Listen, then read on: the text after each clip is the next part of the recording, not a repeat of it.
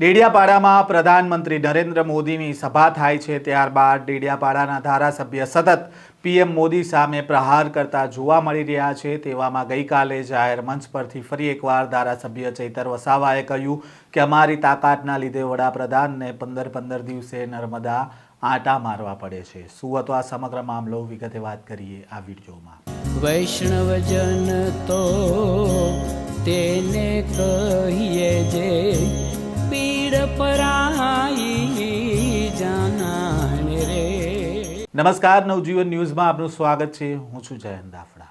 ગુજરાતમાં અલગ અલગ જિલ્લાઓમાં આમ આદમી પાર્ટીના નેતાઓ ગુજરાત જોડો કાર્યક્રમ કરીને સરકાર સામે પ્રહાર કરી રહ્યા છે। સાથે જ આમ આદમી પાર્ટીના નેતાઓ કોંગ્રેસ અને ભાજપના લોકોને આમ આદમી પાર્ટીમાં પણ જોડી રહ્યા છે, જેના કારણે રાજકારણ પણ ગરમાયેલું છે। તેવામાં ગઈકાલે ધારાસભ્ય ચૈતર વસાવાએ વલસાડના ગોરવાડા ખાતે ગુજરાત જોડો કાર્યક્રમમાં હાજરી આપી અને આ કાર્યક્રમમાં ભાજપ અને કોંગ્રેસના લોકો આમ આદમી પાર્ટીમાં જોડાયા તેવો દાવો પણ કરવામાં આવ્યો હતો। સાથે જ ચૈતર વસાવાએ તેમના મત વિસ્તારમાં પીએમ મોદીની સભા જે થઈ હતી તેને લઈને તેમણે પ્રહાર કરતા પણ જોવા મળ્યા હતા। ચૈતર વસાવાએ જાહેર મંચ પરથી પીએમ મોદીની સભા વિશે શું કહ્યું તેમને સાંભળીએ। પ્રયાસો થાય છે, જોડવા માટેના પ્રયાસો થાય છે, અમને ધમકીઓ મળે છે, જેલની ધમકીઓ આપવામાં આવે છે, તમે જોડાઈ જાઓ અને નહીં જોડાશો તો જેલમાં જવું પડશે। ત્યારે ભાજપના નેતાઓને પણ કહેવા માંગીએ છીએ, અમે ભાજપમાં જોડાવા વાળા નેતા નથી, અમે ભાજપને તોડવા વાળા નેતા છે, ભાજપ સામે લડવા વાળા નેતા છે। તમે જોયું હશે દેશના વડાપ્રધાન 30 અને 31 ઓક્ટોબરે મારા જિલ્લામાં કેવડિયા આવ્યા, 2 દિવસના કાર્યક્રમો કર્યા અને ફરી દેશના વડાપ્રધાનને 15મી નવેમ્બરે મારા ડેડિયાપાડામાં આવવું પડ્યું। આ તમારી ને અમારી બધાની તાકાત છે કે 15 દિવસે એમને આંટા મારવા પડે છે। 15 દિવસે એમને ડેડિયાપાડામાં આંટા મારવા પડે એટલા સમાજને અમે જાગૃત કરીએ છીએ। બિરસા મુંડાના વિચારોને અમે ઉજાગર કરીએ। એમની પ્રતિમાઓ અમે જ્યારે મૂકતા હતા, ભાજપના કેટલાક સાંસદો, ધારાસભ્યોએ, આરએસએસના લોકોએ અમારો ખૂબ વિરોધ કર્યો કે આ બિરસા મુંડાના વિચારોને કેમ ઉજાગર કરે છે। બિરસા મુંડા અહીંયાની પ્રતિમા એમને સ્થાપવાની નહીં। અને સાથીઓ, તમે જોઈ લો, જોગાનું જોગ દેશના વડાપ્રધાને ડેડિયાપાડા આવીને અમે પોતાએ સ્થાપેલી પ્રતિમાને ફૂલ અર્પણ કરવા પડે છે। આ તમારી અમારી તાકાત છે કે આજે આદિવાસી સમાજ, એસટી સમાજ, ઓબીસી સમાજ, એસસી સમાજ અને આજે જાગી ગયો છે, અધિકારોની વાત કરે એટલે આજે વડાપ્રધાનને પણ અહીંયા આવીને બિરસા મુંડા જયંતિ ઉજવવી પડે છે। તમે જોયું હશે કે આ સરકારના મંત્રી તંત્રીઓને 5 વર્ષ મંત્રી નથી રહેવા દેવા પડ્યા। કેમ કે આજે આપણે જાગૃત કર્યા છે, લોકો જવાબ માંગે છે, કામ માંગે છે, ત્યારે નારાજગી ખાટવા માટે આ ભાજપના લોકોએ મંત્રીમંડળ બદલી નાખ્યું। એમણે કીધું કે આ મંત્રીમંડળથી બધા નારાજ છે, નવા મંત્રીઓને લઈ આવો। પણ તમે ને અમે જાણીએ છીએ, આપણા વડીલોએ આપણને કીધું હતું કે ભેંસ ઓછું દૂધ આપે ત્યારે એના ખીલા બદલવાથી દૂધ નથી વધતું, પણ ભેંસને જ આપણે બદલી નાખવી પડે। ત્યારે આ સરકારને હું કહેવા માંગુ છું, તમારા મંત્રી બદલવાથી અમારો ઉદ્ધાર નથી થવાનો। 2027માં અમે સરકાર બદલી નાખીશું। તમે જોઈ લો, અમે સરકાર સામે લડી એટલે અમારા પર કેસ થાય, મીડિયા વાળા એમનું છાપે એમના પર કેસ થાય, વિરોધ પક્ષના ધારાસભ્યને દબાવવાની વાતો થાય, મને પણ જેલમાં નાખી દેવામાં આવ્યો। સામાન્ય બાબત હતી, ટેબલ પર મામલતદાર જામીન આપે, એની જગ્યાએ મને સેશન કોર્ટમાં લઈ જવામાં આવ્યો, ડરાવવામાં આવ્યો, ધમકાવવામાં આવ્યો, પણ હું ડર્યો નહીં। મારા વકીલોને અંદર આવવા ના દીધા, કેસ લડવા નહીં દીધા, મને જામીન ના મળ્યા। તારીખ પર તારીખ, તારીખ પર તારીખ, તારીખ પર તારીખ, તારીખ પર તારીખ કરતા 80 દિવસ સેન્ટ્રલ જેલમાં મને રાખ્યો।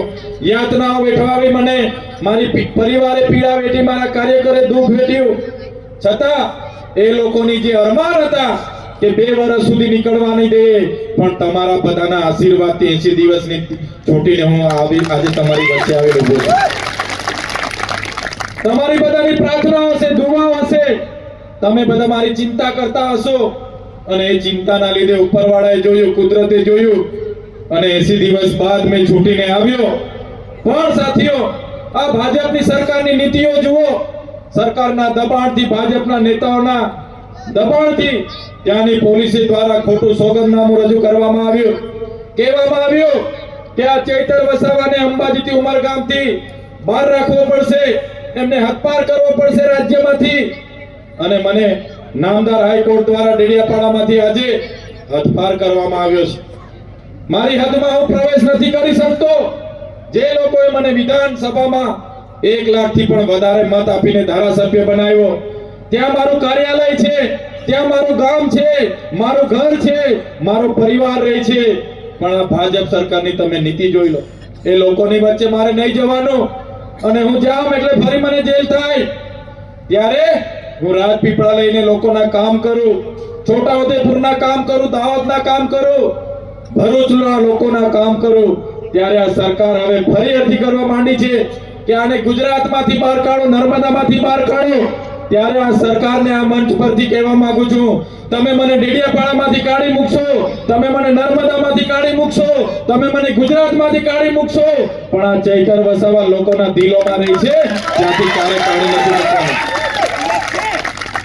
ત્યારે મને દબાવવા માટે વડાપ્રધાન શ્રીને મારા ડેડિયાપાડામાં લાવવામાં આવ્યા. 500 કરોડનો ખર્ચો કરવામાં આવ્યો. પ્રજાના પૈસે દિવાળી કરી, બસો મૂકી, પોલીસ લોકોને બોલાવ્યા. પોલીસ બિચારા હેરાન થઈ ગયા, અધિકારીઓ હેરાન થઈ ગયા. 500 કરોડના ધુમાડા છતાં ત્યાં પ્રજા નહીં ભેગી થઈ. ચૈતર વસાવાએ પ્રેમથી આહવાન કર્યું અને પ્રેમના લીધે આખા લોકો ભેગા થઈ ગયા. નેત્રંગમાં લાખો લોકો ભેગા થઈ ગયા. એમની સભા ફીકી પડી, અને તે ફીકી પડેલી સભાના કારણે એમના મંત્રીઓ, એમના સાંસદો, એમને તકલીફ પડી છે. તમે જોતા હશો આ વિસ્તારના સાંસદ, એમના ધારાસભ્ય, એમના મંત્રીઓ ઉઠી બેઠા એટલે ચૈતર વસાવા, ઉઠી બેઠા એટલે ચૈતર વસાવા, ચૈતર વસાવા. રાત્રે ઊંઘ ના આવે એમને, ચૈતર વસાવા સપનામાં દેખાય. રાતે ઉઠીને બી 2 ગ્લાસ પાણી પીવું પડે ત્યારે એમને ઊંઘ આવે છે. આ સમાજનો દીકરો સમાજની વાત કરે, યુવાનોના રોજગારની વાત કરે, શિક્ષણની વાત કરે, ઓબીસી સમાજની જમીનો છે એના માટે અવાજ ઉઠાવે, યુવાનોને રોજગાર મળે એની અવાજ ઉઠાવે, ગુજરાતના કર્મચારીઓના જૂની પેન્શન યોજનાની વાત કરું, આઉટસોર્સિંગ કર્મચારીઓને કાયમી કરો એની વાત કરું. ત્યારે આ સરકારને ગમતું નથી, અને એમના જે બોલતા પોપટ જેવા સાંસદ હોય એમને મારા સામે મૂકી દે છે. પણ એવા લોકોને પણ હું કહેવા માંગુ છું, મારું નામ તમે લેજો. મારું નામ લેવાથી અમારા લોકોનો ઉદ્ધાર થવાનો નથી. જો મારા નામે ગાળ દેવાથી અમારા લોકોનો ઉદ્ધાર થતો હોત તો હું રોજે સવારે તમારી ઓફિસે આવીને તમારી ગાળ ખાવા પણ તૈયાર હોત. ત્યારે આ જે વિચારધારા છે, આ જે આમ આદમી પાર્ટી છે, એ આજે ગુજરાતમાં લડી રહી છે. ત્યારે અમને અટકાવવા માટે આજે જ્યાં પણ અમારો પ્રોગ્રામ હોય તાત્કાલિક એમના પ્રોગ્રામ સામે રાખી દે છે. થોડા દિવસ પહેલા મારે નસવાડીમાં પ્રોગ્રામ હતો, મેં જાહેરાત કરી, બીજા દિવસે એમણે સામે પ્રોગ્રામ રાખી દીધો. થોડા દિવસ પછી મેં સંખેડામાં પ્રોગ્રામ રાખ્યો. મારા પ્રોગ્રામની જાણ થતા એમણે સામે બીજો પ્રોગ્રામ રાખી દીધો. આજે મારો ધરમપુરમાં પ્રોગ્રામ હતો, મેં અઠવાડિયાથી જાણ કરી અને મારા પ્રોગ્રામની સામે એમણે બીજો પ્રોગ્રામ રાખી દીધો. આજે આ પ્રોગ્રામમાં હજારોની મેદની આવવાની હતી. આ લોકોએ ડરાવ્યા, ધમકાવ્યા, તમને અમારા સરકારના પૈસા નહીં આપીએ, આવાસ નહીં આપીએ, રોજગાર નહીં આપીએ, રોડ નહીં થશે, લાઈટ કાપી જશું, એવી ધમકીઓ આપીને આપણા લોકોને અટકાવવામાં આવ્યા છે.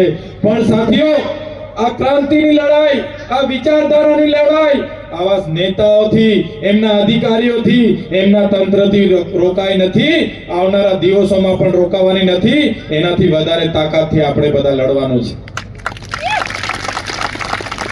ત્યારે સાથીઓ, આજની મીટિંગમાં ઘણો લાંબો સમય થયો છે, વધારે વાત મારે કરવાની નથી. પણ આજના મંચ પરથી તમને આહવાન કરું છું, તમારામાંથી યુવાનો તૈયાર થઈ જાઓ. ક્યાં સુધી તમે બીજાને સત્તામાં લાવશો? ક્યાં સુધી તમે બીજા લોકોની ઝંડો લઈને ફરશો? તમે આવો, તમને અમે નેતૃત્વ પૂરું પાડવા તૈયાર છે, મંચ પૂરું પાડવા તૈયાર છે. તાલુકા જિલ્લા પંચાયતમાં તમે તૈયાર થઈ જાઓ, આવનારી વિધાનસભામાં તૈયાર થઈ જાઓ. આ પરિવર્તનની લહેર આપણે લઈને અમે નીકળેલા છે. રોજ અમારી સભાઓ થાય છે, હજારો લોકો જોડાય છે, અને તમે પણ જોડાઓ. અને આવનારા દિવસોમાં ગુજરાતમાં પરિવર્તન લાવવાનો છે, અને એમાં તમે સહભાગી બનાવી મારી આપ સૌને અપીલ અને વિનંતી છે. ત્યારે મારા સાથીઓ, અમારા પણ અનેક ધમકીઓ આવતી હોય છે, ડરાવવાની વાતો થાય છે. અમે ક્યારેય કોઈનાથી ડરતા નથી. અમે જેલ જવાનું પસંદ કરીએ પણ ભાજપમાં જવાનું પસંદ કરતા નથી. ત્યારે તમારે બધાએ કોઈ ડરવાની જરૂર નથી. વધારે વિશેષ વાત હું નથી કહેતો, પણ જે પણ સમસ્યાઓ છે એની દવા માત્ર ને માત્ર આમ આદમી પાર્ટી છે. વડાપ્રધાન એવા નરેન્દ્રભાઈ મોદી કે અમિત શાહના કાયદાથી આ દેશ ચાલશે તો સંવિધાનથી ચાલશે. બાબા સાહેબે આવેલા બંધારણથી આ દેશ આવનારા દિવસોમાં ચાલવાનો છે. સાથીઓ, એટલા માટે મારે કહેવું પડે સંવિધાનની વાત, કે આજે સંવિધાનની વાત કોઈ કરતું નથી. આજે આપણે જ્યારે શિક્ષણની વાત કરીએ, શિક્ષણની માંગ કરીએ, તો આપણને મસ્જિદ મંદિરની વાતો કરવામાં આવે. આપણે રોજગારીની માંગ કરીએ, આપણને હિન્દુ મુસ્લિમની વાત કરવામાં આવે. આપણે આરોગ્યની વાત કરીએ, આપણને ભારત પાકિસ્તાનની વાત કરવામાં આવે. આપણે વિકાસની વાત કરીએ, ત્યારે આપણને આત્મનિર્ભર બનોની વાત કરવામાં આવે, સ્વદેશી અપનાવવાની વાત કરવામાં આવે. પણ આજના દેશના વડાપ્રધાન એમણે ક્યારે આપણને બતાવ્યું નથી કે એમના શાસનકાળ દરમિયાન, એમના 11 વર્ષના શાસનકાળ દરમિયાન દેશમાં 5,400 વિદેશી કંપનીઓ આવ્યા છે. તમે આજે મોબાઈલ લેશો, કોઈ પણ નાની વસ્તુઓ લેશો, તો એમાં made in China, made in Korea, made in Japan, made in America. તો આ કોની દેન છે? 500 ને 400 કંપનીઓ ભાજપ શાસિત 11 વર્ષ દરમિયાન આપણા વિસ્તારમાં આવી છે. અને આજે વડાપ્રધાન, એમના નેતાઓ રથયાત્રાઓ કાઢે છે, મોટા મોટા હોર્ડિંગ્સો પાડે છે, અને ખર્ચાઓ કરે છે, બ્રાન્ડિંગ કરે છે, અને આપણને કહે છે કે ભાઈ સ્વદેશી અપનાવો, આપણને કહે છે કે ભાઈ આત્મનિર્ભર બનો. ત્યારે અમારો ખેડૂત, અમારો આદિવાસી સમાજ, દલિત સમાજ, રાજપૂત સમાજ, અમારો ઓબીસી સમાજ હોય, માઇનોરિટી સમાજ હોય, બધા આદિકાલથી આત્મનિર્ભર છે. અને આ જ સરકારોએ આપણને આત્મનિર્ભર બનાવવાની વાત કરે છે, પણ આ સરકારોએ આપણી મજબૂરી એવી પેદા કરી છે કે આપણે બીજા પર નિર્ભર રહેવું પડે છે. આજે તમે જોઈ લો ખેડૂતોની હાલત શું છે દેશમાં. આપણે જ્યારે મેરા દેશ મેરા ભારત મહાન ગર્વ સાથે કહીએ છીએ, તો એ દેશના કિસાન એના હાર્દમાં છે, ત્યારે આપણે મેરા ભારત મહાનની વાત કરીએ છીએ. આજે જે જગતનો તાજ છે, પોતાના પરિવાર સાથે આખું વર્ષ ખેતીમાં મહેનત કરે છે, એને સાપનો ડર નથી, વાઘનો ડર નથી, એને દીપડાનો ડર નથી, વરસાદનો ડર નથી, એને શિયાળાનો ડર નથી, ચોમાસાનો ડર નથી, એને ઉનાળાની ગરમીનો ડર નથી. દુકાળનો માર પડે, લીલો દુકાળ પડે, સૂકો દુકાળ પડે, માવઠું પડે, કમોસમી વરસાદ થાય, છતાં ખેડૂત સાહસ કરે, લોન ઉધારે, ધિરાણ લે, મોંઘા બિયારણો લાવે, મોંઘી દવા લાવે, મોંઘા ખાતરો લાવે, મોંઘી મજૂરી કરે, અને જ્યારે પાક પોતાનો પકવીને આ બજારમાં મૂકે છે, ત્યારે ખેડૂતની આવક દુગની કરનાર કહેનારા વડાપ્રધાનની સરકારમાં ખેડૂતને પોતાના પાકના ભાવ નક્કી કરવા માટે પણ અધિકાર નથી. આજે ખેડૂતના કાચા માલના ભાવ એમના વચેટિયાઓ, એમના વેપારીઓ, એમને કટકી કરનારાઓ આજે નક્કી કરી રહ્યા છે. એક બાજુ સરકાર કહે છે કે ખેડૂતની આવક દુગની કરીશું, એમની નીતિઓ એવી છે કે આજે ખેડૂતોની આવક દુગની નથી થતી. ખેડૂત આજે દિવસે ને દિવસે ગરીબ થાય છે, ખેડૂત આજે આત્મહત્યા કરે છે, એમના અમીર ઉદ્યોગપતિ મિત્રો આજે અમીરીને અમીરો થતા જાય છે. આજે સંસદના આંકડા તમે જોઈ લેજો, દેશમાં 16 લાખ કરોડ ઉદ્યોગપતિઓના માફ કરી દેવામાં આવ્યા. એમના મિત્ર વિજય માલ્યા હોય, નીરવ મોદી હોય, લલિત મોદી હોય, હજારો કરોડોની લોન લઈને વિદેશી એ લોકોએ મોકલી આપ્યા. અને આપણો ખેડૂત 1 લાખની લોન લે, એને નોટિસ આવે, એના ઘરે પોલીસ આવે, એનું ઘર જપ્ત થાય, એની જમીન જપ્ત થાય. આ સરકારમાં એ ખેડૂતો આજે બેઠે છે. ત્યારે આ ખેડૂતોને કહેવા માંગુ છું, મારા આદિવાસી ભાઈઓને, મારી બહેનોને, મારા યુવાનોને, આ સરકારે પોતાના 30 વર્ષના શાસનમાં કોઈ પણ વર્ગ હોય, કોઈ પણ હોય, તમામ લોકો સાથે અન્યાય કર્યો છે. એમના ઉદ્યોગપતિ મિત્રોના ફાયદા માટે આપણી સાથે અન્યાય થાય છે. આજે તમે જોઈ લો, આજે દેશના બંધારણમાં એની આર્ટિકલ 371 અંતર્ગત આસામ હોય, સિક્કિમ હોય, મિઝોરમ હોય, મેઘાલય હોય, એ વિસ્તારનું નાગાલેન્ડ હોય, તમામ વિસ્તારમાં અનુસૂચિત 6 લાગુ કરવામાં આવી છે. 371A અંતર્ગત, 371G અંતર્ગત, 371F અંતર્ગત ત્યાંના લોકોને ગ્રામ સભાને સ્વતંત્ર પાવર આપવામાં આવ્યા છે. ત્યાંની ગ્રામ સભા નક્કી કરે તો ત્યાંની જમીન સંપાદન થાય. વડાપ્રધાન આવે, રાષ્ટ્રપતિ આવે, મુખ્યમંત્રી આવે, કલેક્ટર આવે, એસપી આવે, કોઈ પણ ગામમાં એમણે પ્રવેશ કરવું હોય તો ગામ સભાની પરવાનગી લેવી ફરજિયાત હોય છે. અને ગામ સભા પરવાનગી નહીં આપે તો વડાપ્રધાન પણ ત્યાં પ્રવેશ નથી કરી શકતા કે સભા નથી કરી શકતા. એ આદિવાસી માટે પ્રાવધાન છે. એ 6ઠ્ઠી અનુસૂચિની તાકાત છે. સંવિધાનના આર્ટિકલ 366 અંતર્ગત આદિવાસીને મળેલા પ્રાવધાન છે. ત્યારે ત્યાં અનુસૂચિત 6 એની ચુસ્ત અમલવારી થાય છે. જ્યારે આપણા ગુજરાતમાં અંબાજીથી ઉમરગામના 14 જિલ્લામાં અનુસૂચિત 5 આપણને બંધારણની આર્ટિકલ 244 ની પેટા કલમ 13 અંતર્ગત આપણને મળી છે. એમાં પણ આ જ પ્રકારના પ્રાવધાન છે કે કોઈ પણ વ્યક્તિ ગામમાં આવે, અનુસૂચિત 5 લાગુ હોય, પેશા એક્ટ 1996 લાગુ હોય તો એમના ગ્રામ સભાની પરવાનગી વગર, એમની લોક સુનાવણી વગર, વ્યક્તિની સંમતિ વગર કોઈ પણ પ્રોજેક્ટ નાખવો નહીં, કોઈએ પણ પ્રવેશ કરવો નહીં. પણ સાથીઓ, તમે આજે જોઈ લો, દેશના વિકાસના નામે જ્યારે ડેમોમાં જમીનોની જરૂર પડી, આ વિસ્તારમાં જ્યારે જીઆઈડીસી ને જમીનોની જરૂર પડી, જીએમડીસી ને જમીનોની જરૂર પડી, આ વિસ્તારમાં નહેરો નાખવા માટેની જમીનોની જરૂર પડી, પાઇપલાઇનો નાખવા માટેની જમીનોની જરૂર પડી, જેટકોના હાઈ ટેન્શન લાઈનો માટે જમીનોની જરૂર પડી, આ વિસ્તારના ખનિજ સંપદાઓ માટે જમીનોની જરૂર પડી, ત્યારે આદિવાસી સમાજ પર અહીંના શાસકોએ સત્તાનો દુરુપયોગ કરીને, પોલીસનો ઉપયોગ કરીને આપણી જમીનો છીનવી લીધી છે. અનુસૂચિત 5 ની આજે અમલવારી નથી થતી, પેશા એક્ટ ની આજે અમલવારી નથી થતી. આટલી મોટી જીઆઈડીસીઓ હોવા છતાં આપણા યુવાનોને કાયમી રોજગારી નથી મળતી. બહારના લોકો આવે, એને 2 મહિનામાં, વર્ષમાં પરમેનન્ટ કરી દેવામાં આવે, અને આપણો માણસ 10-10 વર્ષ સુધી નોકરી કરે છતાં એની સાથે 12-12 કલાકનું કામ કરાવીને એની સાથે શોષણ કરવામાં આવે છે. ત્યારે સાથીઓ, આમ આદમી પાર્ટી અને આમ આદમી પાર્ટીના નેતા તરીકે અમે તમારી વચ્ચે આવ્યા છે. આ શોષણનો અંત ત્યારે થશે આમ આદમી પાર્ટીમાં જોડાઈને આવનારી તાલુકા જિલ્લા પંચાયત હશે, આવનારી વિધાનસભામાં હશે, તમારા જેવા વડીલો, તમારા જેવા યુવાનો, માતા બહેનો જોડાય, આવનારા દિવસમાં સત્તામાં આવો અને સત્તામાં આવીને પરિવર્તન લાવીએ. તે દિવસે આપણા અન્યાય સામે આપણે સાચી લડત જીત્યા છે એવું આપણને લાગશે. ક્યાં સુધી આપણે ભોગ આપીશું? નવા પ્રોજેક્ટોના નામે, હાઈ ટેન્શનના નામે, કોઈની પણ સંમતિ લીધા વગર સરકાર, એમના કલેક્ટર, એમના એસપી ને સૂચના કરે, પોલીસનો ઉપયોગ કરીને આપણી સાથે જમીનો છીનવાય છે. ત્યારે સાથીઓ, આ પરિસ્થિતિ આજે આ દેશની છે.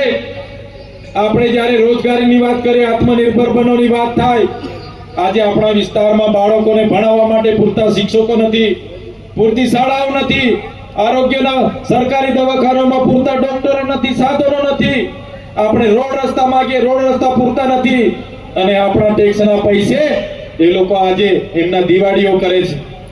શરૂઆતમાં એના અધિકારીઓ, કર્મચારીઓ, એમના નેતાઓ બધા અમૃત મહોત્સવના રથ લઈને ફર્યા, પછી વિકાસ મહોત્સવના રથ લઈને ફર્યા, અને હમણાં ગૌરવ યાત્રાઓ લઈને ફર્યા. હમણાં થોડા દિવસથી યુનિટી માર્ચ એમના ચાલે છે. ત્યારે આ બધા પૈસા પ્રજાના છે, તમારા છે, અને આપણા વિકાસ માટે એમની પાસે બજેટ નથી, અને એમના તાઇફાઓ કરવા માટે, એમના બેનરો લગાડવા માટે, એમના બ્રાન્ડિંગ કરવા માટે કરોડો રૂપિયાના તાઇફાઓ થાય છે. ત્યારે સાથીઓ, 30 વર્ષના ભારતીય જનતા પાર્ટીના શાસનમાં જ્યારે અમે આપણા બાળકોને પોસ્ટ મેટ્રિક શિષ્યવૃત્તિ મળે એની રજૂઆતો કરીએ, અમે યુવાનોને રોજગાર મળે એની રજૂઆતો કરીએ, ખેડૂતોને એના પાકના યોગ્ય ભાવ મળે એની રજૂઆતો કરીએ, ધંધા રોજગારમાં જોડાયેલા લોકોને એમાં યોગ્ય સ્થાન મળે, ટ્રાન્સપોર્ટેશનોને ટ્રાન્સપોર્ટ મળે, સ્થાનિક લોકોને ટ્રાન્સપોર્ટમાં વેકેન્સી મળે એની વાત કરીએ. એટલે આ લોકોને ગમતું નથી. અમને પણ ડરાવવા માટેના પ્રયાસો થાય છે. ભૂપેન્દ્રભાઈ પટેલને એવું થાય કે આ ચૈતર વસાવા આદિવાસીનો યુવાન અમારી સરકારને કેમ ચેલેન્જ કરી શકે.